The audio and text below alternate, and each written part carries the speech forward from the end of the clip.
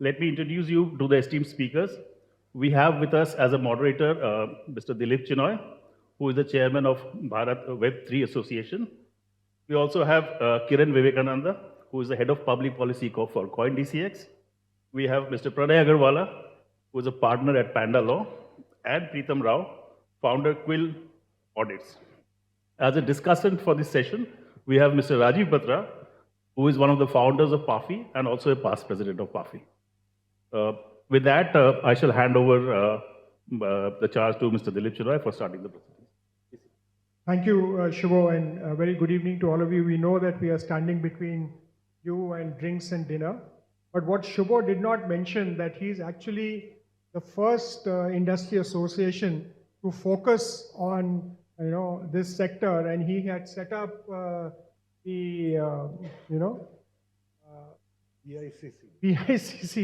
which is focusing on crypto, blockchain, and crypto group in his organization. So thank you, Shubho, for that pioneering work done. And I think everybody kind of looked at it there. But I just want to ask an audience question. How many of you knew about Web3 before Shubho gave you that technical definition? Audience, how many of you knew about Web3? Okay, that's 6, 7, 8, good. Okay.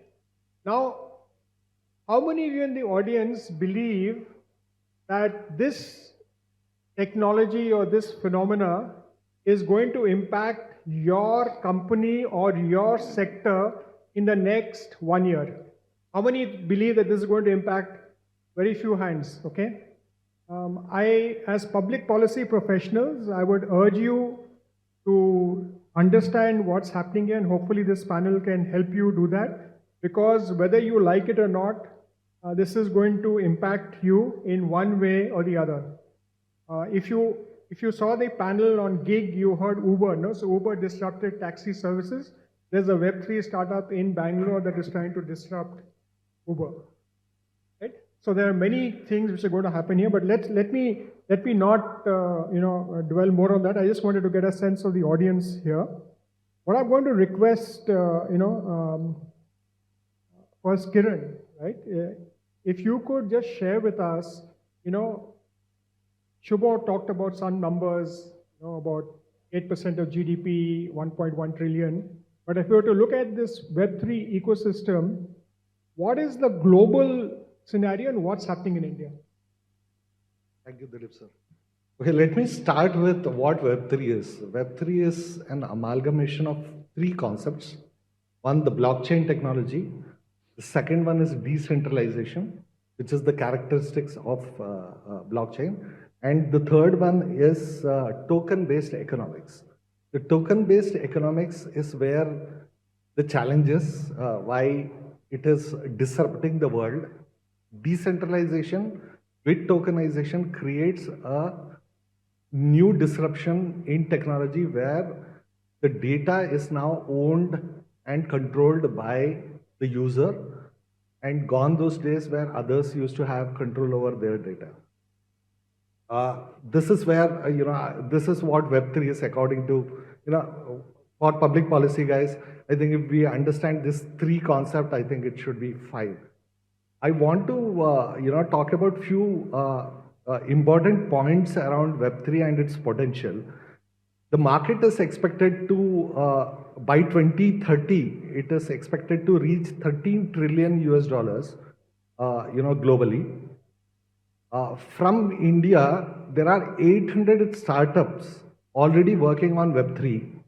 And if, if there are progressive regulation around Web3, including crypto, we are expecting India to be the leader in Web3 blockchain space and create future Googles and Amazons of the world.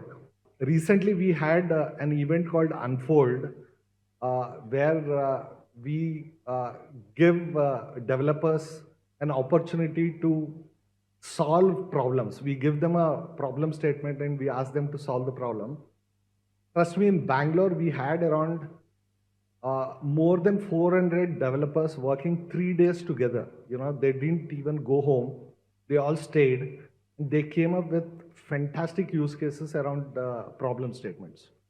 So what Web3 in future will do is how, as Dilip sir mentioned, how Uber changed the habit of transportation.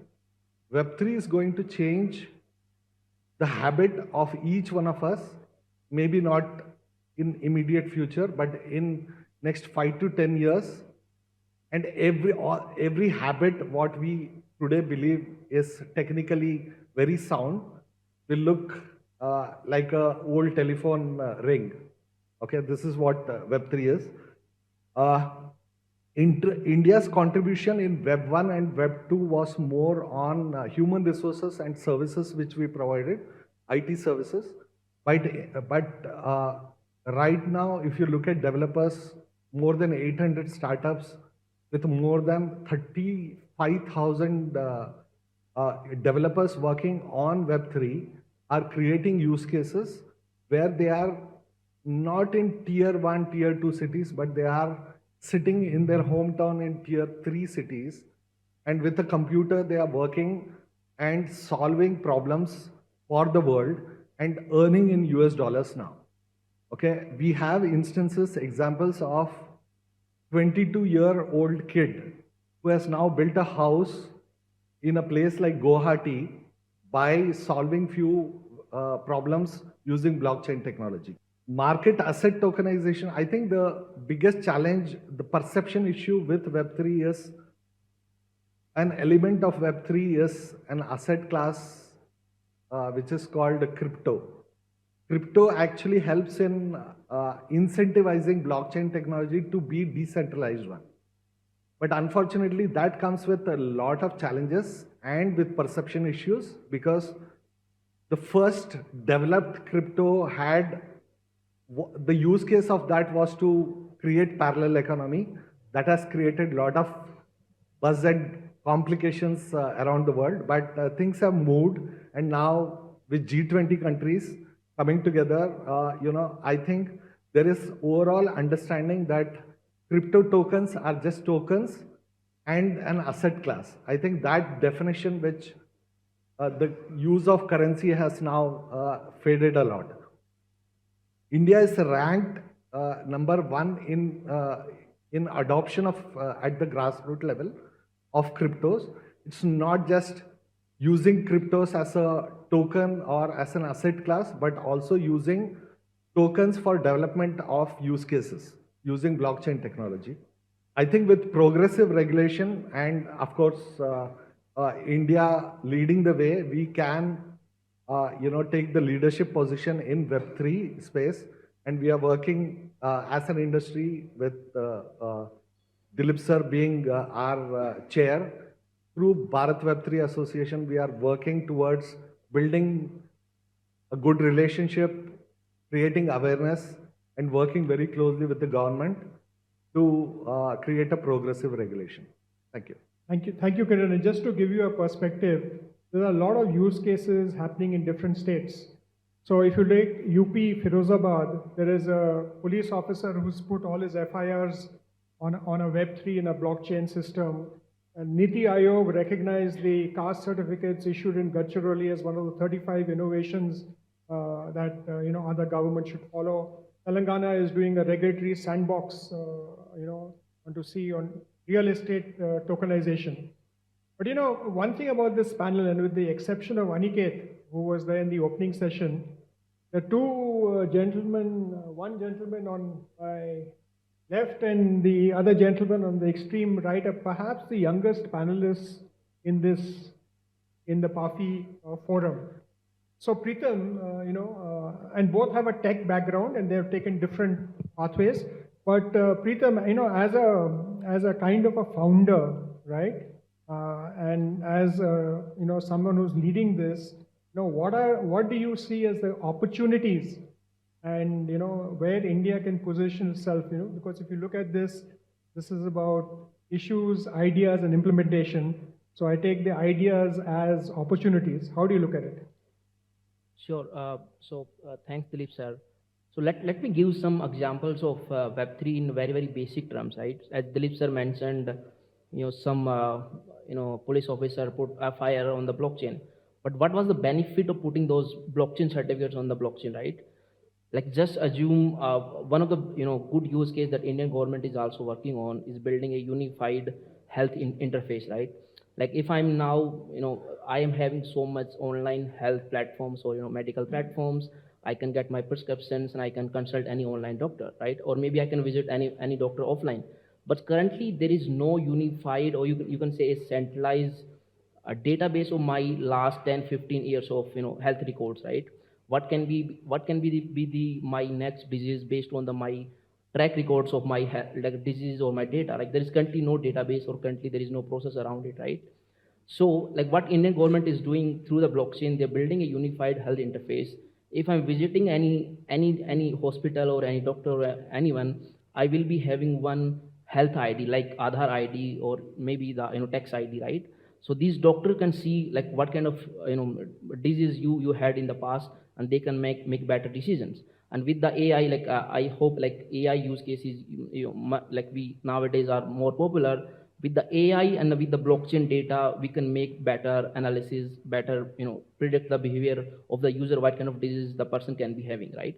This is the like use case that I'm currently following. The second use case, as a founder, we work with one company.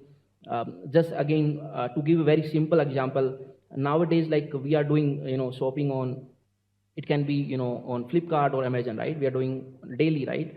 And now maybe I'm just visiting Amazon or maybe Flipkart, but I just put that maybe anything on in my cart, but I not place the order. In 1 second, whenever I'm visiting Instagram or Facebook, I'm getting ad to buy this product, right? But as a user, what I'm getting from this stuff, right? All platforms are interconnected through the ads, right? So indirectly these ads are selling data to each other, like each platform is connected to each other, right? As a blockchain, like if I'm like just assume there is a platform by blockchain, and as a user, if I'm buying anything on the platform, and now as a user, I own that data. Like these platforms like Flipkart or Amazon, they can't sell my data to the any third party ad company, maybe the Google, or they can't run ad on me until I'm not sharing my data with these third party companies. So in blockchain, I own the data. Like now the data is mine, right? If as a user I wanna run the ads, I can sell my data. Indirectly, I will get monetization. So this is the best use case, right? Like, but currently in the centralized world, these Google, Facebook, Instagram, like everything is connected, and ads are running, and they are making money by running ads on my user behavior, what kind of data I'm consuming, and what kind of data I'm buying, what kind of stuff I'm buying, right? These are some of the use cases of main blockchains and how we can change this behavior. As a Web3 founder, I started my journey in 2016-17 when blockchain was very very new, right? As a founder, I was a developer till 5-6 years. Then I realized like what blockchain can bring to me, right? As a developer, like sometimes as a developer or as a founder, we are always looking for the new opportunity to build something, right? Like currently there is Web3 is new, AI is new. So as a India, we can currently see like there is so many good unicorns are there, and the founders are currently coming from India to build the next unicorn for the Web3. Okay, and there is loads of talent in India, like as Dilip sir mentioned, or in Web1 or Web2, we were the human resource provider. But the Web3 is same for everyone. Like it's same for the Mark Zuckerberg and same for a college guy, right? We have seen many cases. As a college kid, I'm currently in college building my Web3 startup. I don't need a centralized server to deploy anything. Now I'm having my blockchain or maybe any public blockchain. I can just put my code. I can deploy my application. I don't need a centralized bank to settle anything. Like there is currently decentralized finance also. You can call it decentralized banks, right? There is decentralized banks are there. So as a Web3 founder or like in Web3, there are opportunities are so much to build the next unicorn, the next Google and Facebook that I believe. And I feel currently we already having 2-3 great companies from India, and more are going to become. Yeah, Rajiv. Normally, I would have waited till the end of it. I have an issue here.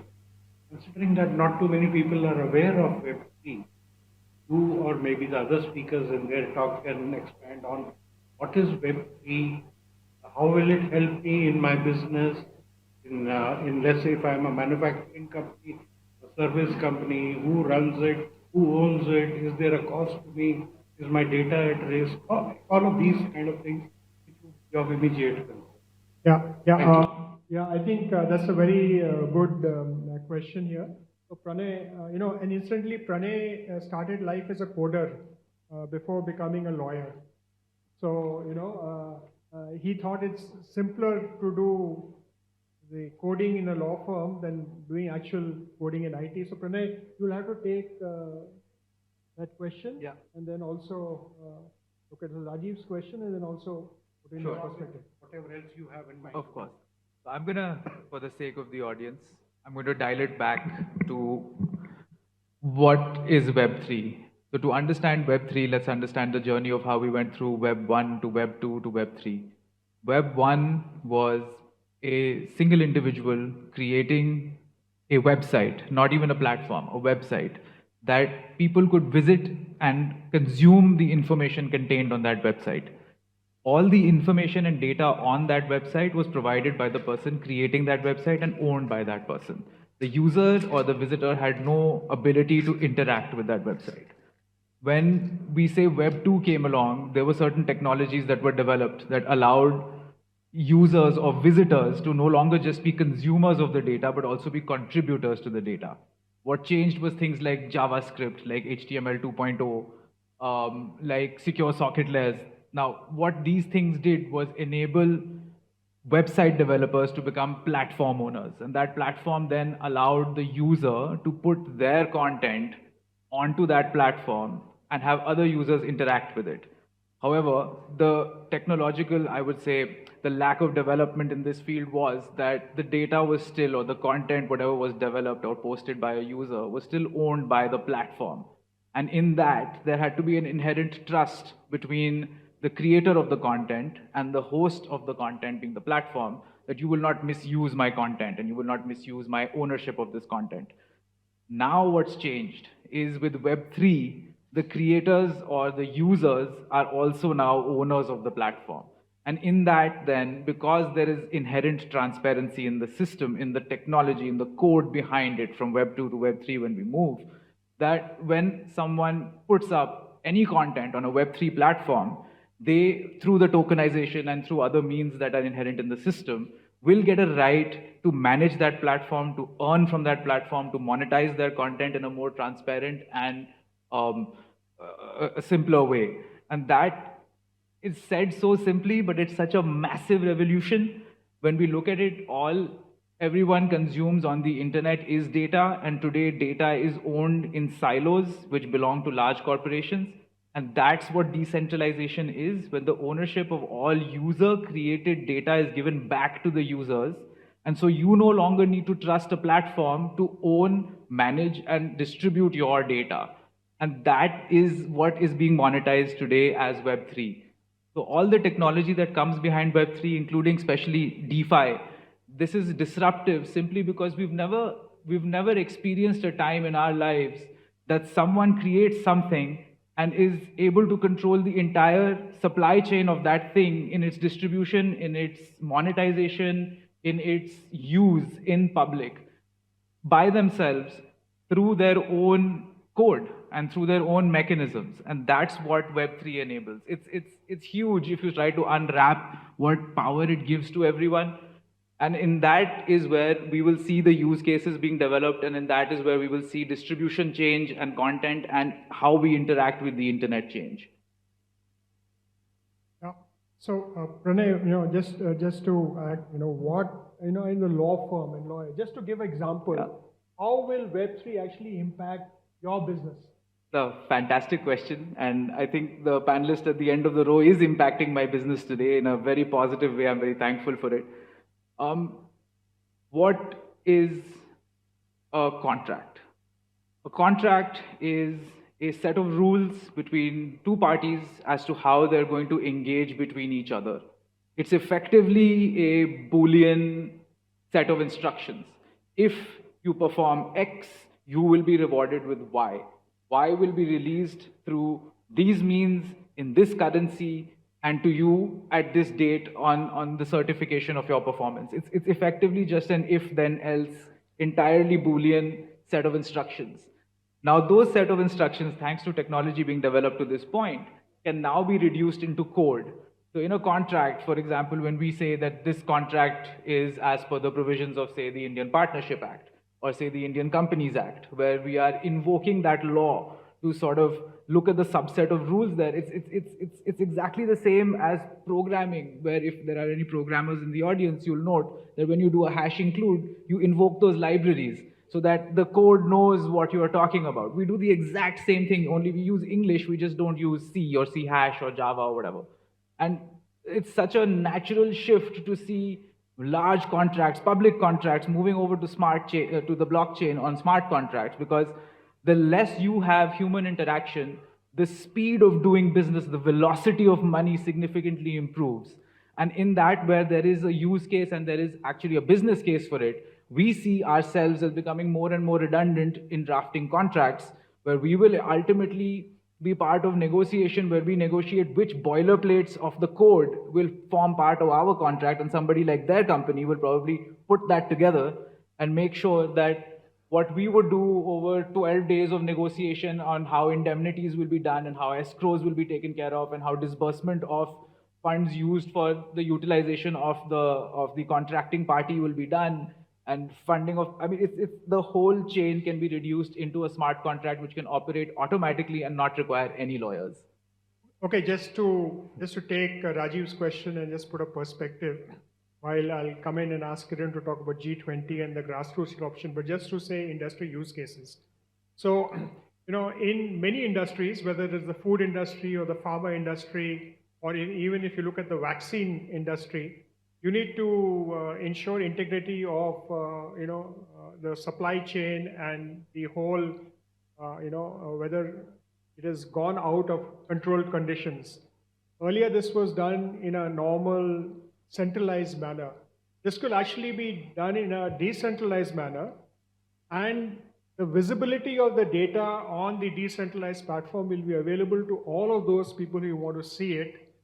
You can ensure that, if there's a problem in one particular batch of food, let's just say, and if you're running on this, the current way to verify it is pretty tedious. But if it is running on a blockchain, you could do in a matter of seconds and do a recall.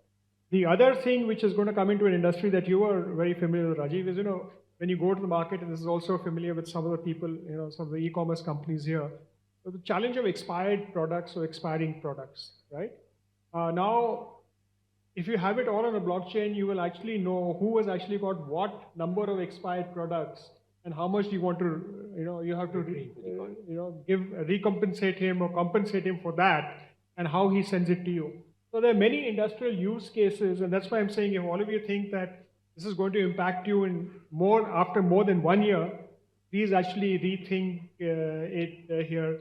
On medicine supply chain, there's already a pilot going with Apollo and 2 or 3 other people to ensure that the cold chain is not broken or other things have not happened.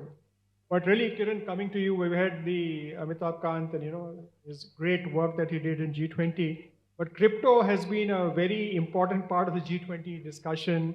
What has been there, just to share with them so that they know, and then what is the grassroots adoption, and a bit on the regulatory framework, but all in a very quick span of time. Sure. You can stop me in between. Okay. Crypto is, as we know, that it's an incentive part of blockchain technology, and it helps in decentralization of blockchain. So we have heard about use cases. I will not get into the use cases again. The challenge with crypto, when it was adopted first, a cryptography, a token was created which was called Bitcoin, some years back, was with the use case of replacing fiat currency. So this created a lot of challenges, and the purpose of Bitcoin was to create a parallel economy where it's a globalized economy where individual countries didn't have control over the finance. So just to add to this, this happened when the 2008 financial crisis actually happened. because the people who own wealth said, the banks are losing their money. How can we be independent of a centralized bank? And that's how it came up. Absolutely. So you can- Absolutely. So with this came, any country, sovereign country would never like, especially a country like India, which we all boast of having one of the finest banking systems, would never agree to allow any disruptive technology which challenges or creates a parallel economy, obviously. So with that came a lot of challenges within crypto. Other than the public policy challenges, the biggest challenges this industry created was one, parallel economy, which was creating a lot of confusion, a lot of problem around. The second was, it was easy to use for money laundering purposes, and it was easy to transfer funds from different countries without intercepting or getting into the financial system, which was creating a big problem. The third one, since crypto or tokens in the secondary market has to be there in the secondary market like a stock exchange, we CoinDCX at CoinDCX run an exchange similar to a stock exchange where cryptos are traded. So this trading happens because of the incentivization of that tokens. But unfortunately, because of the value people looked at, or centralized, decentralized, characteristics the tokens had, crypto tokens had, the supply and demand increased, and Bitcoin went from dollars to thousands of dollars. So this also created a problem within the economy, because majority of investors who didn't know or who didn't understand underlying technology went ahead and invested in crypto, thinking that everyone wants to become very rich. With this, all these few problems, and along with that, it was too dollarized methodology, because dollarization was growing, because almost all tokens are in a way controlled or supported by dollar. So with all these problems, addressing these problems were extremely, extremely important. Thanks to India's presidency in G20, coming back to G20, in the last 1 year, there was, lot of debates, discussions, research, and many standard-setting bodies came up with reports and risks. And based in culmination of all these things, what G20 nations took a call, and Delhi Declaration decided was, cryptos are here to stay because blockchain is the future. So we can't ban it, because many countries which have banned underground businesses flourished. So what G20 nations decided was, we need a global cooperation, and then create a framework within that global cooperation so that we can regulate, because individual countries cannot directly regulate this industry, and we need a global cooperation and consensus around regulating and having a uniform regulation of this industry. The framework, to cut short, in a very 5 principles framework.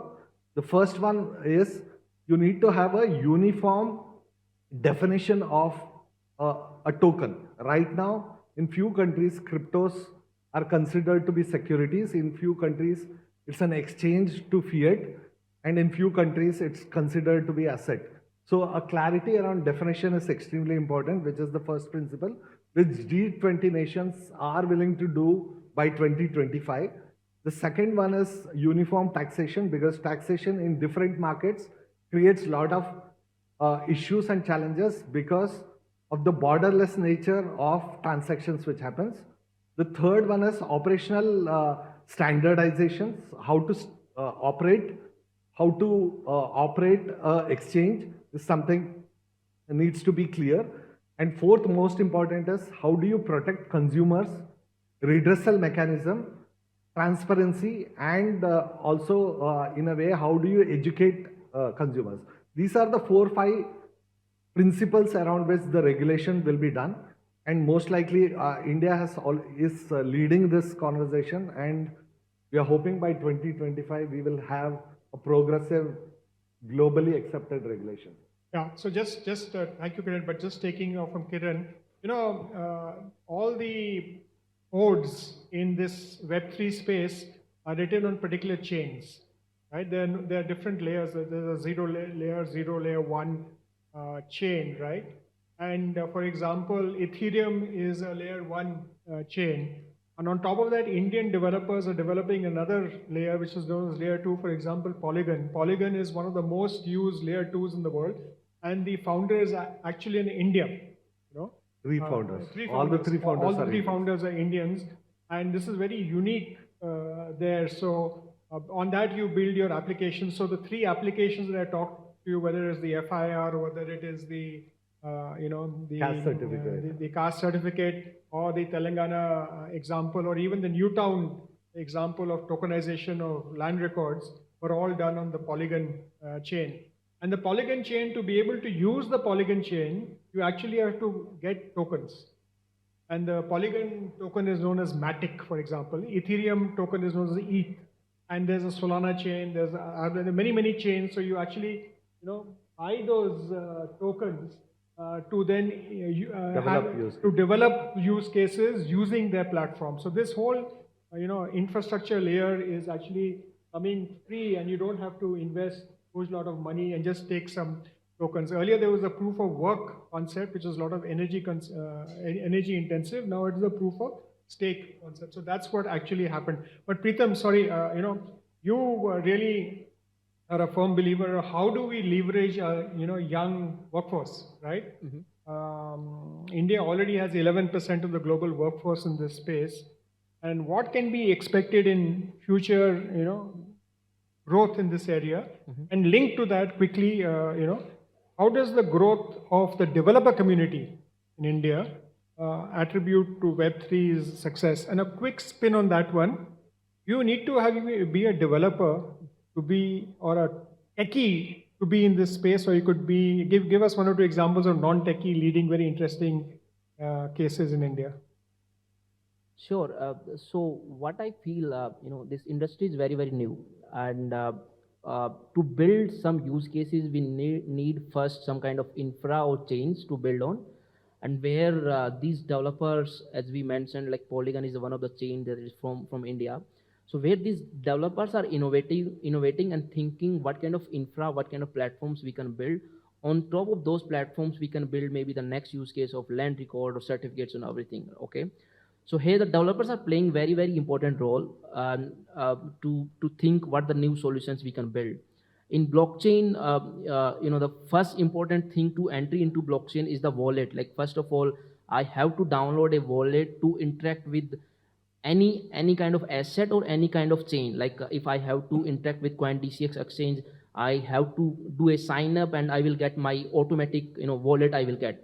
So wallet is the first step in the blockchain, but how we can make these wallets more better so that users can interact in a more better way. And to interact with any kind of blockchain or any kind of use case, we need to have some kind of tokens in blockchain, right? Like as just we mentioned, in Polygon we having the Matic token to interact with the Polygon chain. Okay, so now these developers are thinking like how we can remove these kind of tokens, so that I can, as a normal user, I can onboard the next millions or billions of users on the blockchain. So where the developer community is actively thinking, publishing their kind of policies, or we in tech terms we call it EIP, Ethereum improvement proposals. So where these developers are playing the main role. And coming to the India role, currently we are around 75,000 blockchain developers. And when we started our journey in 2017, at the time it was around 100, 200 developers. So these developers are actively coming into Web3 industry. And why they're coming, like, what they will get into this industry. First of all, like, I can build any use case, any application. I don't need a mediator there. Like I don't need a banking system, or maybe I don't need a database to build my next supply chain use case. I'm just getting a blockchain. I can build my application, and any kind of users can interact with my use case. Okay, and where these developers are playing. And the bad side of developers are, like I just mentioned, they are thinking what kind of solutions we can build so that, next millions or billions of users we can onboard. So there's one case happened in USA, first time any government actually banned a code, right? So they actually banned a code, no one can use this code on the blockchain, right? So there is some, bad side of smart contracts, or, these examples are also there. Uh, so as coming to the developer background, uh, I think India is hub for developers. Like we have seen in Quant D6, hackathon was there, also there. My team was also there, and India developers are producing the next kind of use cases what we can build on the blockchain, right? And we are having the you can say the infra is there, and initially when we started our journey, maybe in 2-3 years back in blockchain, the infra was less, okay. The documentation was less, like how we can build the next solution was less. But currently, these in blockchain developers, we call it kind of community. Like we having the community, we use Telegram, Discord, and everything. It's so much open source community. Like anyone can join the communities and they can build the solutions. And I feel, the next L1 chain that is going to become big is coming from going to become from India only after Ethereum. Thank you, Pritham. And just to share with you, I was talking about a competitor to Uber in Bangalore, who allows you to, using blockchain technology, you interact with the driver directly and the middleman actually goes away, is headed by a chartered accountant. And it's a lady, and she has actually hired co-founders as a CTO there. So, she's very young. So, there's another aspect to this, and, which are known as non-fungible tokens, right? NFTs. And by the way, Pranay is a co-founder in Panda. The Panda is actually, the D stands for a guy called Drupad. The P, who it stands for, right? And Drupad is an artist. And he does digital art. Can you imagine if you have art, can you digital art and can you sell globally? So would you like to share, one is a digital art use case, and other is another use case of NFTs, That's right? Other than gaming, which Shubho's team really looks at, but would you like to Of course. tell the audience more about NFTs and, NFTs are a fantastic use case of the Web3 ecosystem and of blockchain. Like I said earlier, what blockchain has done is given the creator of any content, and in this context, art, and art can be a short film, it can be digital art like Drupad makes, it can be songs, it can be music, it can be samples, backing tracks, a whole host of things. The person who creates the art is not responsible for the distribution of that art today, and they have to rely on larger institutions to give them that kind of exposure and that kind of distribution to actually be able to make money off of that art. What an NFT does is it takes the creator of the art and the buyer of the art and puts them together without the need of an intermediary platform that they can both trust to make the transaction happen. If you buy digital art online, how do you know you are getting one of 100? And how does the artist know that when I sell this piece of art, I will receive the monetary compensation I'm supposed to? So what blockchain does is it inherently has trust built into the system because it's owned by the community and its rules are determined by the community, and there's no centralized owner of this transaction. Art has exploded through NFTs because now the buyers of this art can not only access art that is coming out of the darkest corners of this earth, the most unrepresented corners of this country, but can also, with complete trust, buy that art and know that A, that the money that they're paying is actually going to the artist, and B, that the art that they're receiving is actually properly licensed art and it's not a copyright violation or it's not an exploitation of some artist. In fact, there's an organization called Colors of India that's been doing pioneering work in this, who we advise quite regularly. And what they're doing is they are enabling artists by selecting and curating art and featuring them on their platform and allowing them to sell their art through NFTs. And we assist them then how to convert that money into actual real usable money.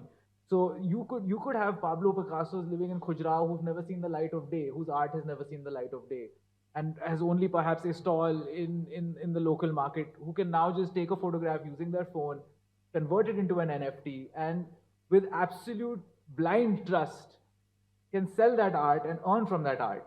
And not only do NFTs, so NFTs take care of two things. Not only do they take care of the lack or the fact that you need to trust, the buyer needs to trust the seller and vice versa.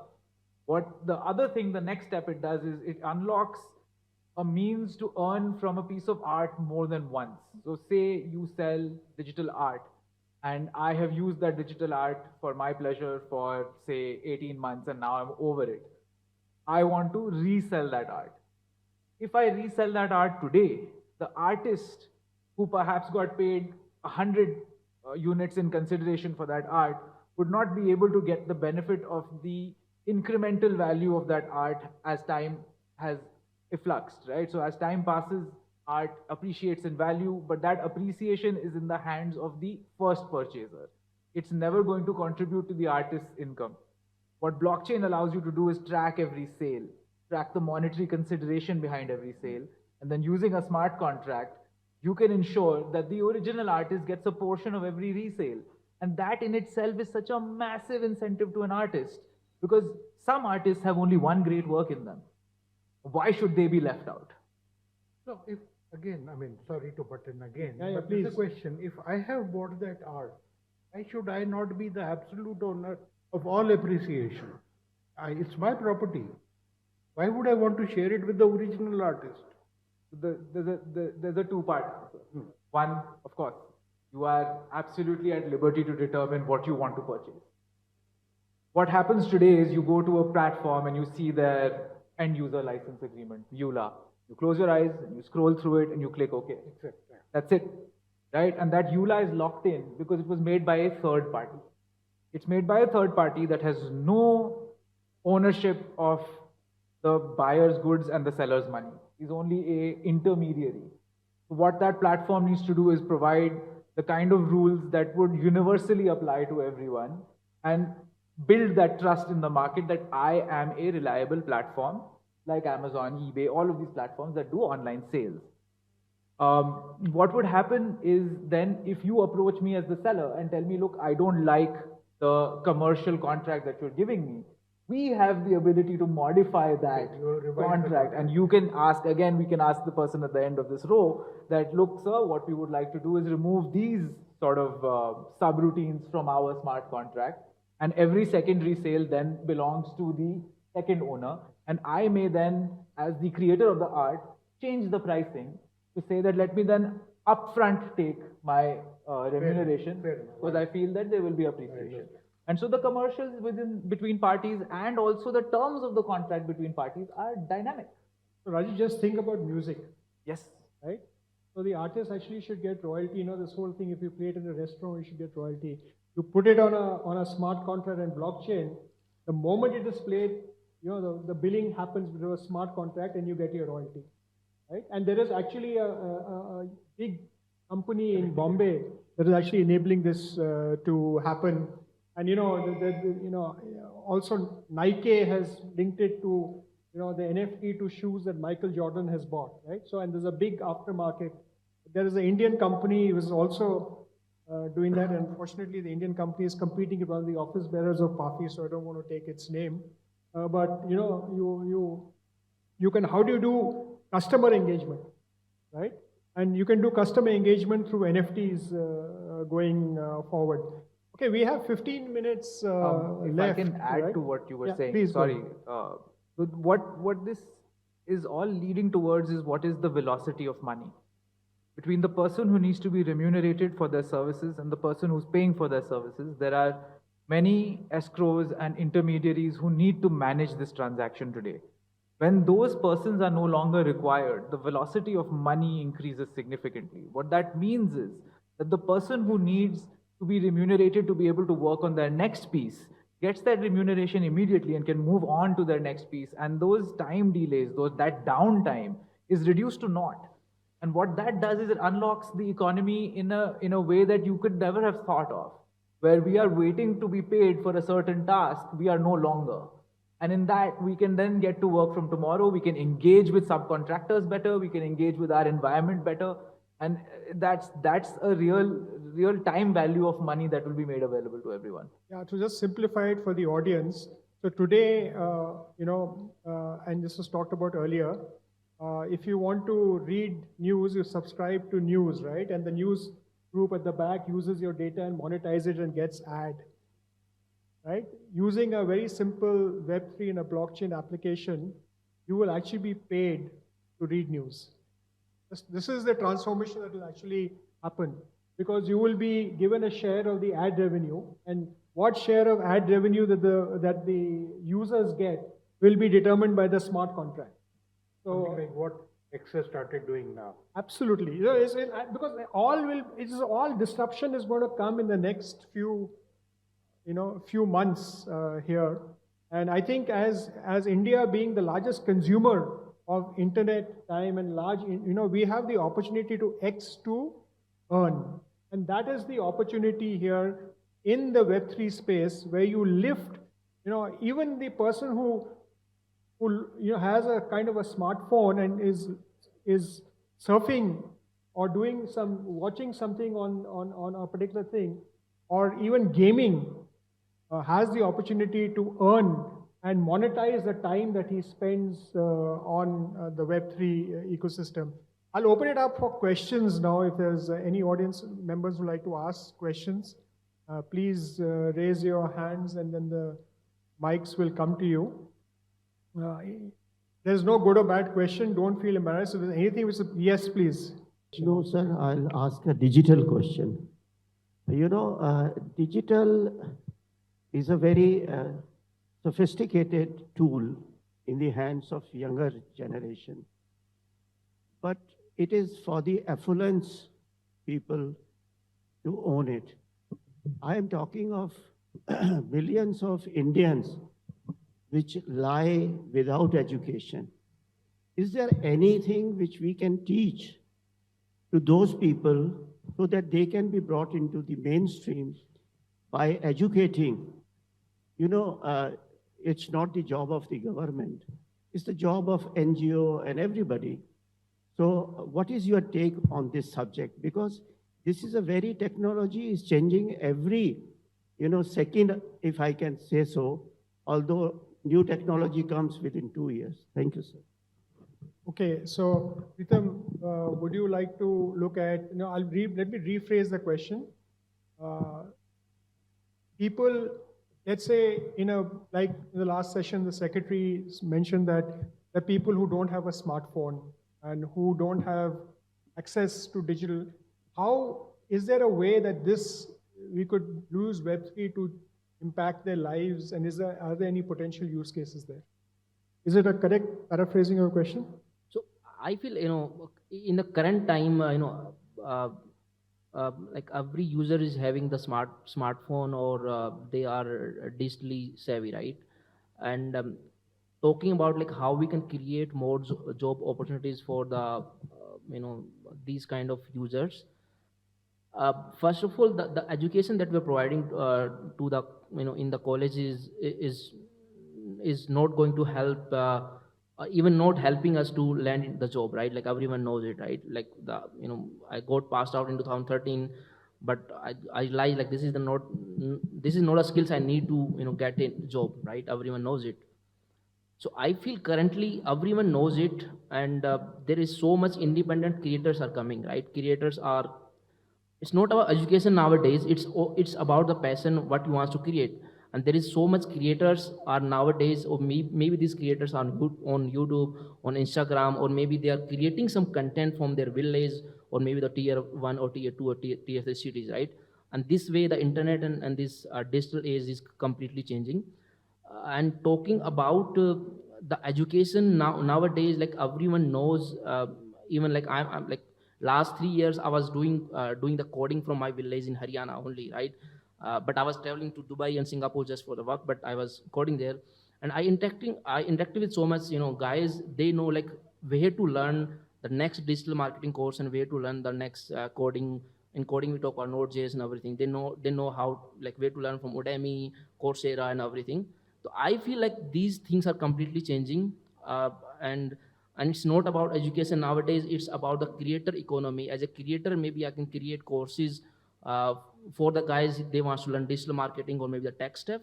Or as a creator, maybe I can create content about about anything, like about taxation, about anything, right?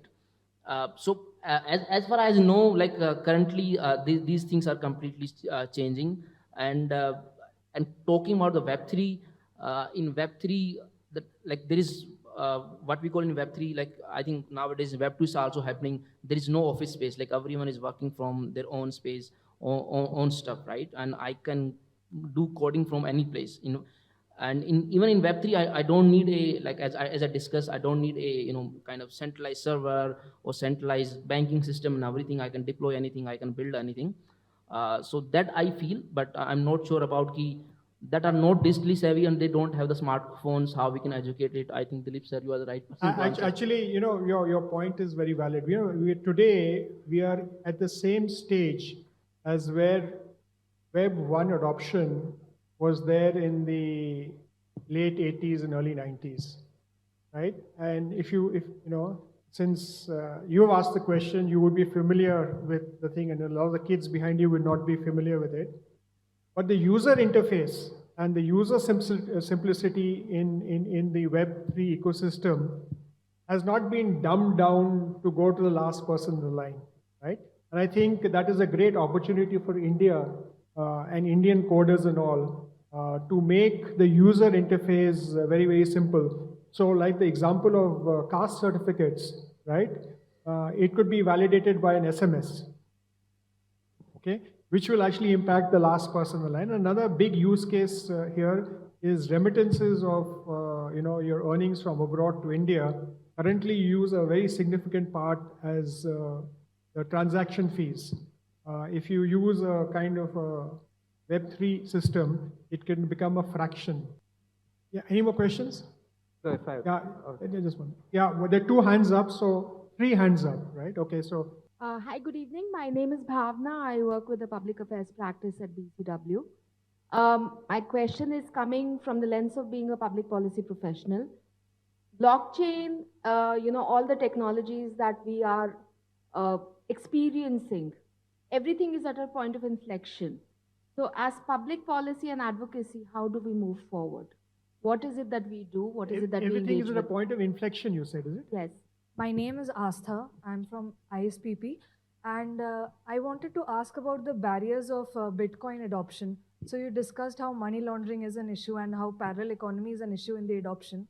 But some time ago, I remember that social media and media channels were rife with Bitcoin mining as a major issue and how its environmental concerns are one of the major reasons that are stopping that. So could you dumb it down for us? How is that such a major contributor to greenhouse gas emissions that people Alright. don't want to adopt it? Back? Yeah.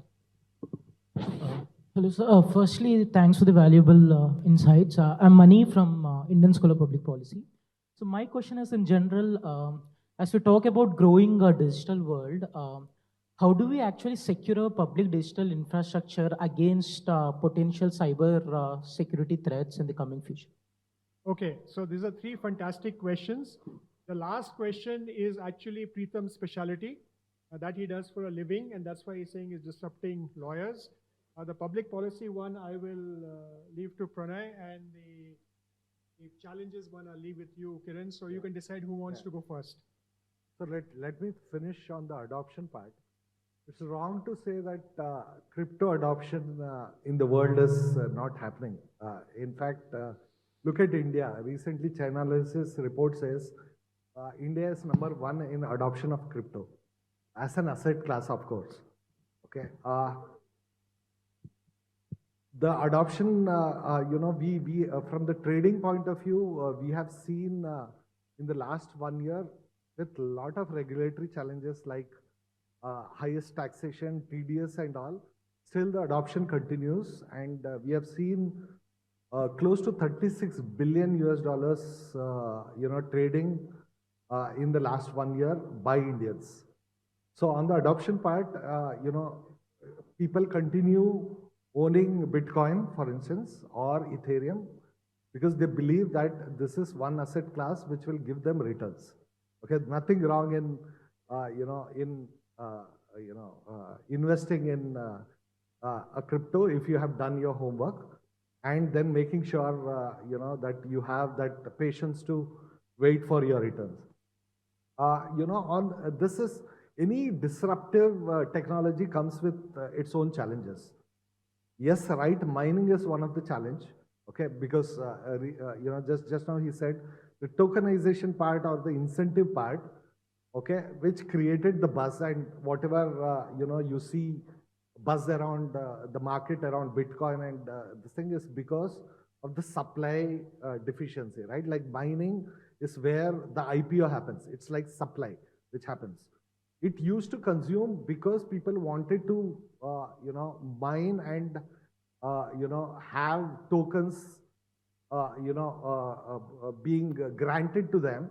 It generally used to take a lot of energy. Okay, people spent a lot of crores of rupees on energy to make sure they solve a problem. What is mining? Mining is just solving a problem. For instance, in simple terms, in today's world, if I have a bank account, if I, as a bank account holder, want to debit 10,000 rupees or want 10,000 to withdraw, in today's world, a banker will debit that amount from my account and give it to me, and he will make the transaction. What mining is that, instead of a banker, you have hundreds of others in a decentralized environment who would like to do that work for you, for which they get an incentive, which is token. So when you have hundreds together who wants to do the same work, then you have to find a way where one is selected. For selecting one, you have a problem which is being solved. Okay, that algorithm solving the problem is all what you call mining is. So what earlier used to happen was there were millions of dollars invested on mining because they wanted to solve a problem or they wanted to be selected to solve the problem, and it was all machine run. But things have changed now. Yes, it's one of the disruption or a cause or a concern which need to be addressed. But there are countries like Bhutan, for instance. They want the country to be the mining capital of the world. And what they have done is they have provided opportunities for miners to come and set up their infrastructure there, and they are utilizing solar power for mining purposes. So there are alternative, solutions to that, but it is definitely a concern. Your question was like cybersecurity issue in the blockchain? Yeah. Okay. So in blockchain, like as we discussed, the main factor, the main role is of smart contract. So smart contract is just a piece of code with that deploy in the blockchain, and no one can change the smart contract code once it's deployed, right? That's the main how the smart contracts work. And that's the benefit. That's the main, you can say, the use case of the blockchains also, like you can't change the code once it's deployed. But now talking about the cybersecurity angle, like just assume you deployed your code and like there was some vulnerability in the code, like these hackers can check and see what kind of bugs or what kind of things you missed in the code, and they can do the hack and they can go with your money. What kind of money, right? In smart contracts, if anything we are building, there can be some digital assets, like it can be Bitcoin, it can be Ethereum, it can be Polygon, right? So now these Web2 hackers are coming from Web2 to do the hacking stuff, do the scams in the Web3, because in Web3 you can easily make the money because the code is open source, you can read it, you can see if there are any bugs or vulnerabilities.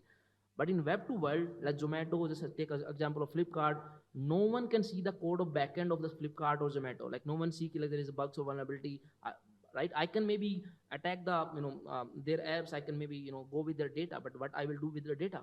Here in the Web3, the code is the money, and that's why these Web3 hackers are coming there, and there is so many cybersecurity challenges are there. As a Quill Audits company where we, solving these challenges, already worked with around 1,000 plus Web3 startups in last 5 years, and happy to discuss with you after this session, like how we can, solve this. So actually, there are professional companies that are coming up that actually do the cybersecurity work and the audit of smart contracts to ensure that your contract is good. 30 seconds to you, Pranay, for your last one. We already 1 minute. Yeah, so when we're talking about policy, typically policy is driven by adoption in the industry. And any technology, a new technology, when it comes in, once it comes in, it is utilized by the industry in very, many different ways. So if we look at what is the most popular form of adoption today, it would be, let's say, tokenization and Bitcoins. So for that reason, that's the most attractive, that's where the most eyeballs are going, that's where the most money is moving. That will have to be regulated first. But as we see tech develop and it being used in, let's say, lending and other financial transactions like DeFi, etc., the regulators that exist today will have to bring that industry and that use case within the framework that exists within the protections that the government already offers, any government for that matter. So if you're looking at how policy will develop, look at what is the most popular use case adoption of blockchain and see what's getting the most traction. That is what will bring the government to look at it first, or governments generally. Yeah, but then you'd be classified as an intermediary, and you have to look at the IT Act, the Digital India Act. You need to be aware of those things, and also the virtual digital assets have a kind of a tax angle to it. So you have to actually study it in a very detailed manner to look at it. But what I'm again ending with, that every company in this room is going to be impacted by this change within the next 1 year. And again, you've been a great audience. You've waited patiently for dinner, and Shubha, back to you. Thank you very much. I would just like to ask one question to the audience. Did you learn anything about Web 3.0 at the end of the session? Seriously, I mean, this is a serious question. Don't hear any conviction. Okay, if you didn't learn, please don't watch Netflix to learn about Web 3.0. Talk to people who are in the business. Okay, please don't run to Netflix and watch series on documentaries on Web 3.0. These are all, they carry the worst cases. You can't generalize from this case. So with that, I would like to thank, first of all, Mr. Chinoy for trying his best to explain a very difficult topic to our audience. Of course, Kiran and Pranay and Pritam. So thank you all very much.